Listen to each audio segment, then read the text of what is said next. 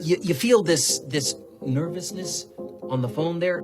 Sir, I've been trying to make an urgent phone call up there. Well, I don't think it's something I want to do on an overseas phone. You gotta make some phone calls. Hang up the phone. Prank caller. Prank caller. Ladies and gentlemen, welcome once again to Packernet After Dark. This is the call-in show of the Packernet Podcast Network. If you'd like to call in, if you'd like to participate in the show, please feel free to do so. The phone number here is 608-501-0718. New callers go directly to the front of the line.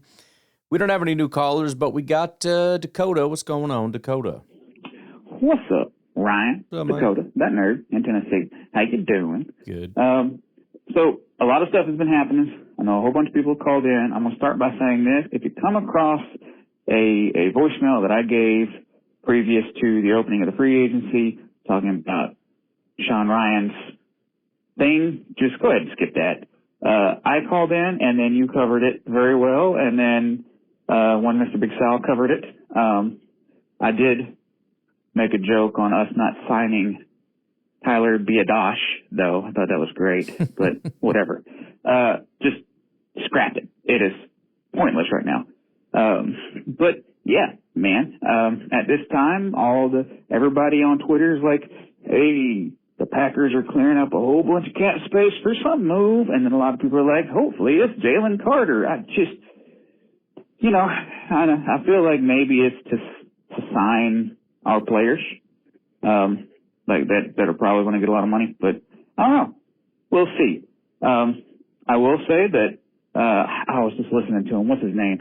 He was talking about how he was always an in Goody we trust type of person, and I was too, but I think he and I are in the same boat. I'm going to back away from the in Goody we trust. I'm just going to be like, let's see what happens. And that's kind of where I've been with the team in general. I'm going to give Gutekunst the benefit of the doubt. I like Gutekunst. I think he's done a good job, but in recent history, I don't think the hit rate has been where we need it to be. And with Matt LaFleur, I like Matt LaFleur. I don't know that any of the problems are his problems. I have no idea. But he ultimately is the head coach, so I'm not going to just sit and make excuses. I'm going to just step back and say, you guys have control. You're steering the ship. You have the ability to make this a very good team. The two of you combined, between finding the right players and executing with the players you've been given, that there's no other formula. So do it or don't do it. That's up to you. It's not my job to, trash you or defend you. It is what it is, and it'll either be and we're good, or it's not, and, it's been nice knowing you, I guess. It's kind of seems to me like it might be a whole top-down situation where you're putting you're trying to fit like a square or a cube in a round hole, right? That's what they're doing with their players. I know Goody doesn't quite put the particular players in their positions, I guess. It just sounds like a whole top-down thing. You know how a whole organization can get ruined by their leadership just because of what they preach. But anyway, we'll see what happens. He knows more than I do. And then, got a minute. What was it? Oh, man, the Ravens. Oh, what was that? Okay, so the Ravens is with the trading with the Raiders for Max Crosby, and then something happens, and they're like, no, I don't want Max Crosby. He's broken. And I don't know how that wasn't a thing that they knew in the very beginning. But whatever, they back out of that trade. And then they go up to Trey Hendrickson, who's working very well with the Colts at that moment to sign with them. And then they just like, I don't care, what are the Colts giving you? I'll double it, or whatever the hell they said. I don't know what they said. But like, dude, that was a dirtbag thing to do. Like, I feel like it was. It seems dirtbaggy. I mean, I know it's business, but come on, dude. Come on. That's rough. That's rough. And I probably won't like the Ravens for a while, too. Because I like them. They were cool. But now I'm just like, dude, y'all are like cutthroat. And I know that's cool sometimes, but man, I didn't like that. Well, it's kind of reminds me a little bit of the Browns when they went and got, what's his name, the quarterback, where it's like, look, man, you know what you're getting yourself into. And so you had better be really good. you had better have, in a football sense, kind of like FU money. You know what I mean? Like, you say whatever you want, bro. We got Super Bowls, so shut up. But they went all in. They spent everything they had, and they put their entire organization's reputation, which is basically nothing anyways, to be fair, but all on the line for this quarterback, and look what happened. If they... And Baltimore's not looking good, man. I've made this comment several times as I'm doing the NFL draft stuff or whatever, and I don't know. I mean, Baltimore's always had issues with like wide receiver and stuff. It's never really been perfect, but man, the dominant offensive line and Lamar and, the defense, the pass rushers and all that, it's getting bleak. And now you pull this crap, which the Max Crosby thing in and of itself is kind of, I don't know. I guess it's not necessarily desperate, but for a team that's always been so good at drafting edge rushers to be in this situation, and then to pull the move that everyone's going to hate you for, and you go get an old guy, it better work. It better be something special, because I don't care what excuses you have. Everyone's going to be talking about that for a long time. So if it works, you don't have to care. But it's kind of like, talking trash. As long as you can back it up, I guess, what are we going to do about it? We just got to shut up. But if you can't back it up, bro, you're going to get mocked like crazy. And you're going to deserve every second of that. I was so close. Got to the point where I would say, I don't know. Maybe I'm a punk. Maybe that's why I don't like the cutthroat attitude. I'm a, sing kumbaya, happy-go-lucky guy. Not really with the NFL. I want them to punch people in the faces, but it's sure. great. It's just, that sounded weird, like slimy businessman type thing. I like punching people in faces. That's great. Tackling them at 100 miles an hour, some crazy stuff. But I mean, slimy business, hair slick back person. I don't know, dude. It's just not my jam, man. What's your thoughts on the Ravens? I know you probably already talked about them, so don't even talk about it if you already asked or mentioned it. But peace out, man. Yeah, so, I obviously have talked about it. And from your perspective on cutthroat, I don't necessarily hate cutthroat. I just think it's stupid. I mean, it is a little trashy if he was there with his whole family and you're pulling the rug. I mean, that there is, I guess, a line there somewhere. But either way, it's stupid. I mean, cutthroat is great. I mean, go get the best guys, go do what you have to do, pay, and then if somebody's not performing, you cut them, and it's a brutal business. But part of the business is relational.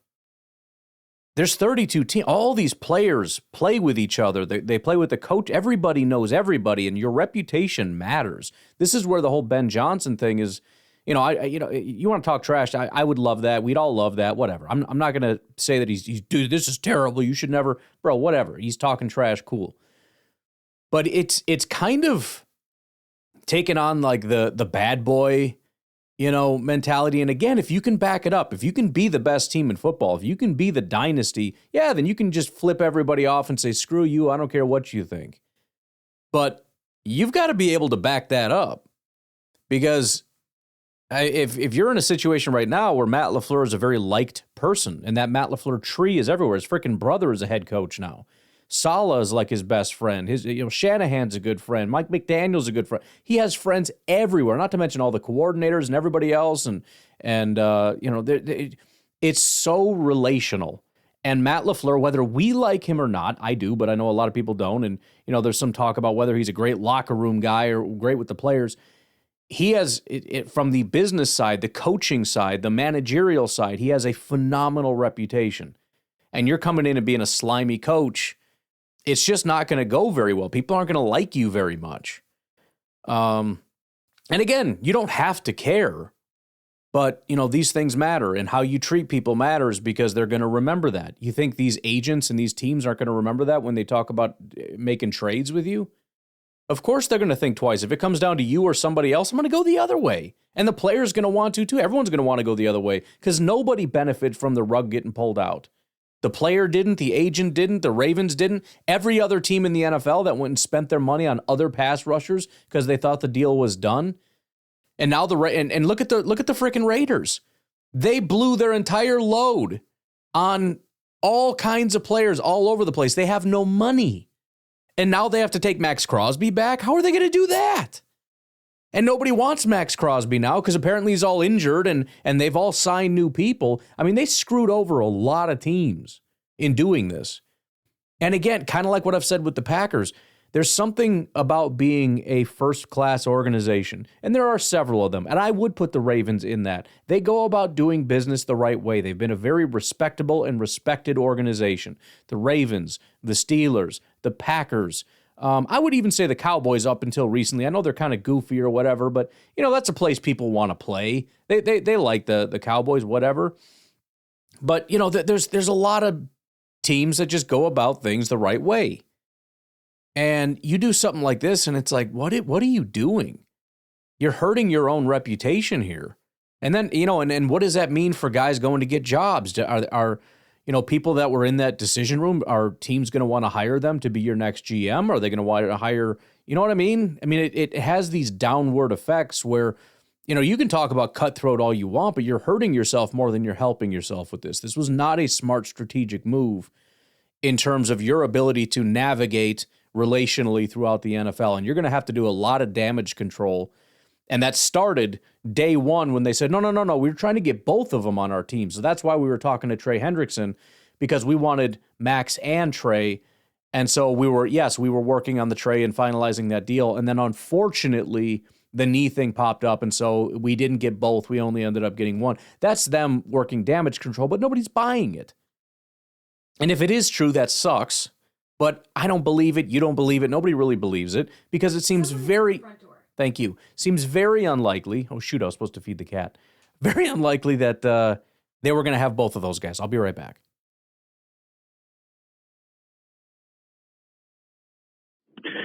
Well, this is Nico from Ho Ho Ho. I tell you what, I am so glad that they went on and got Sky Moore, because now Keyshawn Nixon doesn't have to worry about being forced into doing things he doesn't like. He can just flourish at that number whatever spot he is as a cornerback. And I will say he made one good play against the Bears. He made that play, so good on him. Just not. I wonder, like, after the last game of the year, when frickin' Jacobs was running back kickoffs, if he went to Keyshawn Nixon and say, "Yo, what up, B? Like, I'm doing your job that you were hired to do," and then said you didn't. I just have such an issue with his little, "I don't want to be your kickoff return man anymore." Yeah. And it would be different if he was just a really good cornerback. But he's kind of not, so it is what it is. But yeah, honestly, to be honest, I think getting him was a good thing. I know they didn't want to designate an entire roster spot to someone who's just special teams, but you really should. Maybe that would help special teams. We've tried it the other way for so long, all to no avail. How about we try something new? I mean, in years past, there was always dudes that were primarily special teams. Even frickin' Forte. I mean, he did some receiving, but he was mostly a punt kickoff return guy. I hated that guy. There's other guys, Josh Cribbs. There's a couple dudes in Cleveland. There was a dude in Buffalo. I forget his name, but he was like a special teams just hack back in the 90s. Hack, I mean, in a good way. That dude was just frickin' good. So maybe we need a dude that could just focus on running back kickoffs and punts, not dropping the ball, and not trying to be the number one cornerback when he really should be like the number 4 cornerback. But that's about it. I asked ChatGPT if this offseason was extra busy, and it said yes, but it wasn't the busiest. And then I was going to ask him to compare it to other seasons, and then I fell asleep because it was like 10:30, and I was we got a new couch, and the thing just kind of swallows you up like a big octopus. You just sit and it just disappears. So I don't have the defense mechanism for that. So anyway, great talk to Nico Pinto. Well, in the midst of all those things, the one thing that stands out that I should probably tell you, and I know that this is the most popular because it was kind of the first or whatever, but ChatGPT is officially worked its way down to probably being the worst of the LLMs, the AIs right now. It's still, I mean, it's better than anything from a year ago, clearly, but it's really done a number on itself as far as falling behind. I would say Grok has passed it, which is saying something because that was pretty far behind. Gemini was awful when it first was a thing. It's actually incredibly good right now, probably the second best, and then Claude remains always. It's probably the least talked about or known and has consistently been the best. It's funny, too, because they've all gotten very good at recent news. Like something will happen, and especially, Grok, obviously, for obvious reasons, it's X, it's Twitter. So it's very good on like recent news. Gemini, Google, very good at recent news. Claude seems to be just fine. They're all good at like researching, and they can find things that just happen. They can Google it, ChatGPT is the only one right now where, breaking news will happen, and I'll ask about it, and it'll say, yeah, that actually didn't happen. Bro, yes, it did. And so anyways, can you tell me about it? And it's like, yeah, I mean, I can, but it definitely didn't happen. It's like, you're a frickin', forget it. I'm leaving. It's always been a big issue with the AIs is recent news, which sucks because that's what I need it for the most. I'm not doing research projects or, it's great for, history or whatever. But if you want like up-to-date news and all that kind of stuff, it's been very bad, and they're getting a lot better at that. So anyways, just throwing that out there. Don't use ChatGPT. Grok is better. It's slow, but they've got the new 4.2 thing, and it works quite well. Gemini is fantastic. Claude is probably the best. If you're looking for very good and fast, Gemini is probably the... Perplexity actually is very good. It's like the search engine thing. It's also quite good. Gives pretty short answers, but it's solid. Anyways, that's obviously more than anybody cared about in that regard, but, that's... It's like my thing, Why is Grok 4.2 trending? Are they actually going to update the frickin' thing? It was supposed to be like once a week it's getting a big update. It's been like 2 weeks. Anyway, sorry. Yeah, look, I think the Keyshawn Nixon thing, I mean, I'm happy that it happened. It ended up being a massive positive that none of us saw coming. I made a passing, kind of a joke almost, that, maybe he could be a corner. He was clearly coming here for special teams. But like his last year with the Raiders, he played, half a season, third of a season, quarter season, whatever. And he graded out really well as a corner, like a 70 grade or something. I was like, well, yeah, maybe there's something there. Sure enough, he ends up playing corner, and he did actually pretty decent, all things considered. At this point, though, I think everyone's a little bit annoyed. Number one, because you always want to have like a true number one. If you have, like we've had at wide receiver for a while, a bunch of number twos or 2s and 3s or 2s and 3s and 4s or whatever. You always just want to have that number one up there. And at corner, we've had probably 2s to 3s, I think is fair. I think Valentine has been a 2 for, a handful of, for like 1 year and a couple weeks. I don't know. But you're right. When you add in the attitude of it all, like I'm some kind of big freaking superstar and I'm not doing your kick returns and I should be the number one. And, Matt LaFleur laughed it off like, yeah, that's key, whatever. But I think from our perspective, it's just a little annoying. Again, if you're going to talk trash, back it up. Micah Parsons can talk as much trash as he wants. He doesn't, but he can. I suppose he would if we had him trying to do kick returns. But the point is, he has earned everything. All the money, all the picks, all the glory, all the praise, everything. It goes to him, and it should. Because he is who he is, and he's earned it. You are a solid number 3 corner. I wouldn't hate it if you were our number 2 corner and we had a true, like, dominant outside presence. Nobody wants you as a number 1 corner, outside of apparently a couple people in Green Bay who really genuinely thought he was better than he was, and that's freaking annoying, but it is what it is. But, yeah, we went and got Sky Moore, so he can handle all those responsibilities, and we'll see. Maybe Keyshawn gets his wish and can be the greatest of all great corners or something. Let's begin. As far as our new cornerback, 2 things. The guy's last name is Juste, so how could I not like that? And apparently he's so juiced, they actually sainted him because I guess he's Catholic. I don't know. I don't know the rules.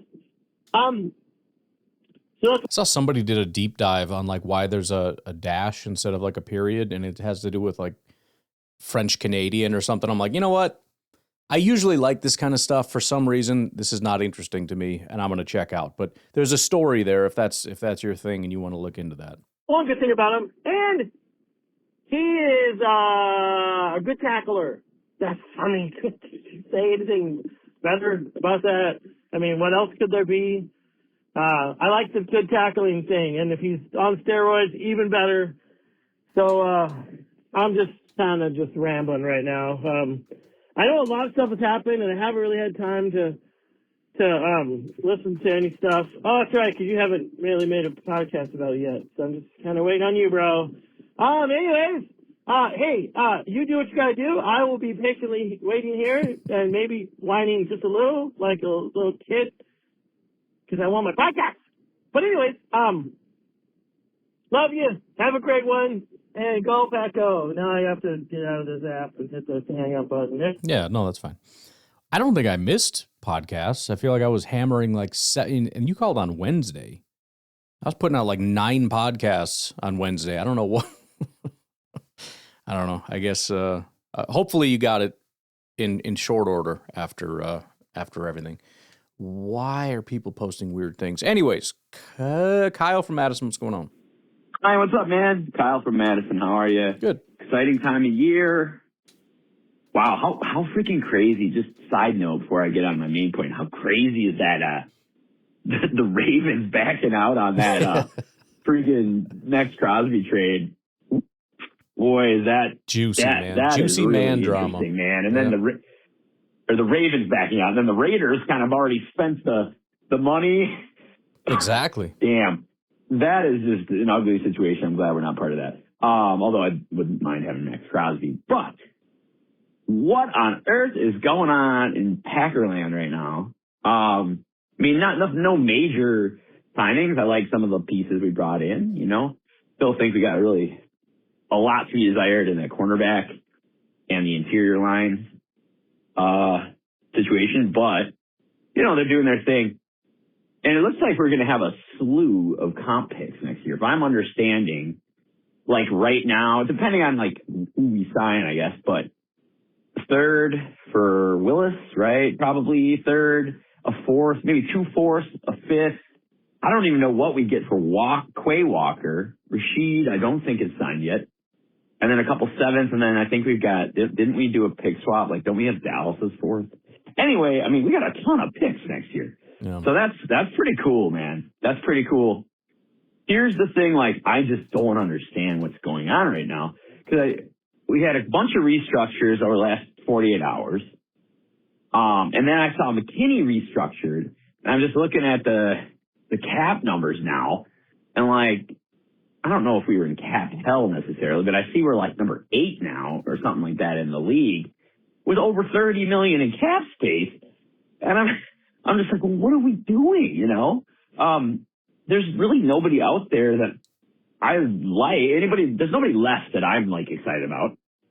And so I was thinking, well, maybe they're going to sign somebody. But I read a couple articles just saying, like, that's not generally, when they extend somebody, that's not how they do business. They wouldn't be freeing up cap. I guess maybe that's not gospel. But, I mean, if that's true, like, what are we doing? Like, why do we need $30 million in cap in 2026? I can't figure it out unless they're going to go for trade. Hold on, man. I'll call you right back. Yeah, we'll get to part 2, but it is, and I started saying that early because the first thing we did was start, like, stretching money out that just felt unnecessary. Why are we doing this? And I thought, well, maybe they really do want to re-sign some people. Maybe they're going to sign Dobbs. Maybe they're going to try to work out something with Rashid. I don't know what they're doing, but it seems unnecessary to be like restructuring freaking banks. Why would you do that? Now, I'm excited to see this thing fully come to fruition. Obviously, we've made some moves, and I don't think those are accounted for on here. I'm trying to look.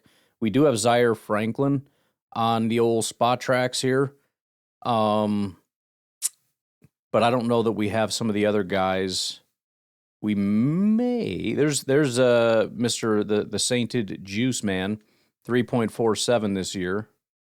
So really, it's just the defensive tackle that I believe is not on here yet, unless I'm just missing it. I don't remember what is his freaking name? There's so many guys. I've been going over so many different names from like the 2022 Eagles, and they're all like mushing together that I'm starting to. There it is, Javon Hargrave. I see it there. 2 years, $23 million. I'm guessing it's not. Oh, I didn't mean to click on Valentine. Yeah, so it's listed down here without details. But either way, it's not going to be huge. I wouldn't think. They're generally a little bit, I mean, it's 2 years, so you can only backload it so much, but they're going to take it easy on the front side, but maybe 7, kind of like what Zaire Franklin's at, minus, whoever gets bumped off the bottom of $1 million from the, because it's the, top 51 cap space thing. We're still probably at about $20 million. There's room here. There's rumors that they're talking to Josh Sweat. There's all kinds of rumors floating around. The Rashid thing is also interesting because it's sounding kind of weird, like maybe he's not getting the contract that he thought he was going to get.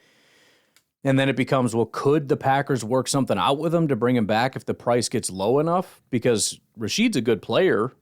I mean, if you can get him for swing tackle money as a backup or anything like that, I don't know what that number would have to be. I'm guessing I don't think it would get that low. And I saw somebody say, well, it's possible he's going to be looking at like a 1-year prove-it deal, which would be great for us because remember, it's not really the years that matter for the comp picks, it's the price. And if it's going to be less years, generally it's going to be, well, you would think it's going to be a higher number because it goes both ways, right? The team doesn't want to give me years, fine, but then give me the money up front. So if it's a high 1 year, that's fine as long as he plays. The snap counts, the years, and then any kind of Pro Bowls or whatever, which I wouldn't expect him to get. But we got to wait and see what happens with that. But yeah, we still have a pile of money here. There's still some flexibility to either re-sign our guys. I mean, I always assume, and this number might be changing. I've been saying this for 5 years, so maybe it's more money now because things are more expensive, but I was always of the opinion you go into the season with about $10 million in your back pocket so that you can make some moves during the season if things were to happen. If we assume we're at 20, which I have no idea what our number is actually at after all the dust settles here, but if we call it 20, that gives us about $10 million to work with. And remember, that money gets stretched out quite a bit because you can sign a guy to a $50 million contract, but it's over 3 years, and the first year is going to be a lower cap hit than the later years. So, if it could be a $20 million per year deal, but the first year's cap hit is $10 million. Not that they would do that. I'm just saying, it's not like we can only afford a $10 million per year deal or 2 5s or whatever. Oh, actually, it says right here $13 million coming in year 1. Is that cash to him or is that the cap hit? Oh, yeah, that's year 1 cash. Okay. I was going to say that's really high for the first year. Anywho, part 2 for Kyle. Yeah, unless we're going for a trade, but it's like we don't have a lot of capital for the kind of trade that would require $30 million in freaking cap room. I'm just so puzzled by this, and maybe I'm missing something obvious here. I haven't listened to your pod today. Maybe you touch on this. I haven't really listened to a lot of the other podcasters today, so I don't know. Maybe there's an obvious answer, but I'm just waking up to this and just kind of shocked. Like, are we? What? I just can't even imagine. Like, what the hell are we preparing for something? But then what? There's like nobody. The free agent market is just not super exciting. Excuse me. And what are we going to trade for Crosby? I mean, we don't have the ammunition. Excuse me. So I'm not sure. Like, I've heard the Jalen Carter thing. It's like, sure, yeah, that'd be awesome. Like in Madden, but like, number one, why would the Eagles ever trade him? Mm-hmm. And if they do, probably some serious issues in the locker room. And if they did trade him, why would they trade him to us? And then if they did like decide to trade him, we're going to get outbid instantly by every team because we don't have a first this year, Nick. I guess there's the Max Crosby thing, but I just don't. You'd imagine the price would go down now that that's failed. The Raiders are going to probably be desperate to unload him. I suppose there's a world where the Packers might be even more enticed to take a risk on him because they want to keep him out of a divisional foe as well. the fact they have a big need there, but I just can't figure out why we need this money. So I would be very interested to hear, because it's like I want to be excited, but I'm being careful because we know how this goes typically. But I'm looking through these free agents. I'm like, well, I don't want any of these people. None of them do much for me. There's a couple older guys, but I mean, again, we're talking $30 million this year in cap that they freed up, obviously quite intentionally with some pretty aggressive restructures. So maybe I'm just not understanding the situation here, but I just can't for the life of me understand what we're doing. Obviously, I mean, it's got to be for a reason. You don't do this stuff for nothing. So please tell me we're doing the thing that makes us win the Super Bowl. I guess that's what I'm looking for. So anyway, hey, and we got a kick returner, looks like. A kick returner and a competent sixth receiver if he makes the team, Guy Moore. So happy about that. Decent backup cornerback. Yeah, let's go. Yeah, so probably, let's see, you called on Wednesday. What the heck day is today? Thursday. So that was the 11th. So on the day that you called, Zaire Franklin, I think that was official, Brenton Cox, Jonathan Ford, Javon Hargrave, and then, post June 1 release of Nate Hobbs. So there's been quite a few things probably since your call. I don't know how many of those already took place. I think the Franklin thing you knew about just wasn't official or whatever. But we're never going to guess exactly what the situation is. All we can do is look at it and say that the team seems determined to position themselves. It's not like they're about to do something and so they have to free up money. The money's just been sitting there. So what exactly is that about? Well, maybe it's about some kind of moves they want to make this free agency. There's a bunch of guys, and they're obviously working the phones. They've already made a several, including Hargrave, which was kind of a big-ish move, with rumors that they're making other calls. There's also other guys that we're probably going to be giving big contracts to. Not that we necessarily need all this extra money. I don't know how that needs to be sorted out. Whether the cap hit goes up and by how much, or could it possibly go down depending on how much there are, like who would be, they're not getting paid a ton. Where the heck even is he? Did I skip him? There he is. Okay. Yeah. So Watson's getting $7 million this year. You give him a big contract. I don't know that he's going to be much more than a $7 million cap hit in year one. Maybe a little bit, it's 12 or something. Okay. So we need, $5 million. I don't know. Tucker's at 4. I don't know what a giant contract he's looking at. I mean, he hasn't, for both of these guys, I think they get big contracts, but I don't think either of them have earned blockbuster contracts. The injuries, again, Tucker had basically one good year and he got hurt during that year. Or I shouldn't say one year that showed like, hey, I'm legitimately a top guy, and he played for a half a year and got hurt. Watson seems to have a thing where every year he says, hey, I'm the top guy, and then immediately gets hurt. So, I think there's an argument to be made that they're deserving of contracts, but we need to figure out what exactly that means. But either way, the point is that what all this money is for? But, we don't need to get upset about it. It's just something to kind of kick back, and it's nice to know the money's there because it signals to me that they're probably looking to do something. They're not to the point where you can see, okay, we got $12 million. I don't think they're going to be doing very much. Little trimming the hedges over here, a little mowing the lawn over there, go water the flowers over there. We'll take care of a couple little housekeeping things, but no big swings. Again, I don't know the exact number because some of these haven't been accounted for yet, but I'm looking at Spot Track saying $26 million available. With maybe just Hargrave that needs to be accounted for. I don't know. All right, folks, I'm going to get up out of here.